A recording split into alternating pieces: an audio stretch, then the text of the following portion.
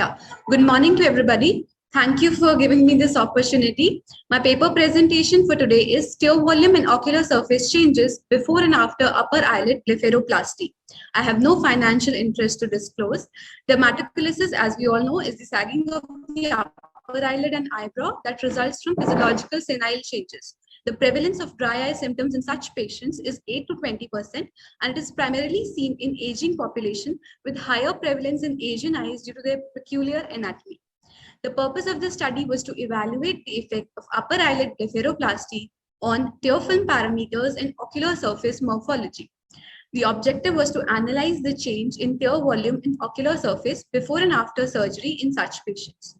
The study was conducted at Sri Sankradeva Netralaya. It was a descriptive case series held over a period of 1 year in patients undergoing surgery for dermatochlesis. A total of 80 eyelids of 40 patients were included after taking clearance from the Institutional Ethics Board.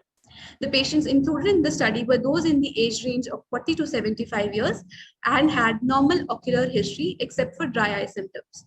Those excluded were the ones who refused to give consent or had history of any ophthalmic surgical procedure, lid or rectilinear pathology, evidence of ocular surface disease, floppy eyelid disease, or systemic disease such as diabetes and hypertension.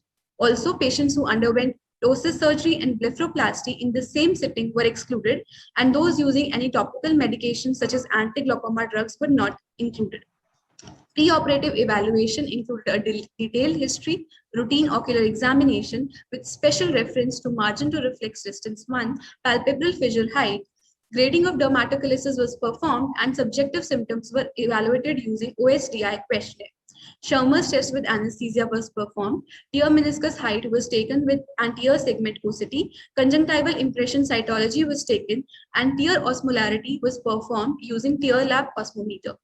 The data analysis was done using student t-test. Pearson's correlation coefficient was calculated to evaluate the relationship between variables, and chi-square test was performed for quantitative analysis of OSDI questionnaire.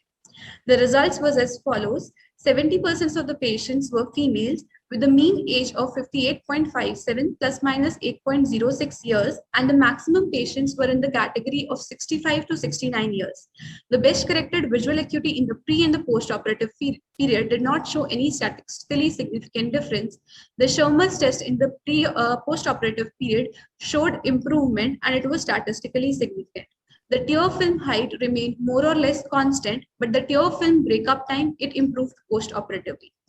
On grading the dermatochlesis, maximum patients were in the grade of 3, and the OSDI questionnaire showed decrease in the overall score, showing a subjective improvement of symptoms. This is a preoperative picture of a patient of grade 3 dermatochlesis who post-operatively improved, as we can see the picture. The conjunctival impression cytology in the preoperative period showed that 70% of the patients had inflammation in the slides, whereas it was reduced to 30% in the postoperative period. The conjunctival impression cytology in the preoperative period, we can see inflammatory cells and decreased goblet cell count, whereas the goblet cell count has improved postoperatively. The Pearson's correlation coefficient was calculated both for the pre and the post-operative period, and we found that the tear film osmolarity was positively correlated to conjunctival and corneal staining and negatively correlated to tear film breakup time and Schirmer's test. So the basic pathomechanism is that a bulky upper eyelid due to dermatochlesis negates the blink reflex, causing delayed tear elimination. It increases the residency time of the tear film contents, particularly the pro-inflammatory cytokines such as interleukin-1 and tumor necrosis factor alpha, causing ocular surface inflammation. If the dermatochlesis is severe, it leads to lash ptosis, and that lash ptosis causes microtrauma, exaggerating the inflammatory cascade. The limitations of the study were basically the limitation of the time, so the long-term effects could not be studied. Also, certain parameters like contrast sensitivity, peripheral visual field, subjective symptoms like frequency and quality of blinking, and corneal sensitivity could not be evaluated. In conclusion, dermatochlesis may be associated with dry eye, and upper eyelid blepharoplasty shows significant improvement in subjective ocular symptoms and tear osmolarity. Thus, this study strengthens the usefulness of upper eyelid blepharoplasty and in improving the functional quality of life. Thank you.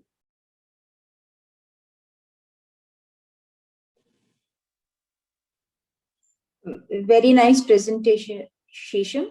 Thank you, ma'am. And this is a very important study because more and more blepharoplasties will be done. Debraj, would you like to comment on this since you do a lot of blepharoplasties?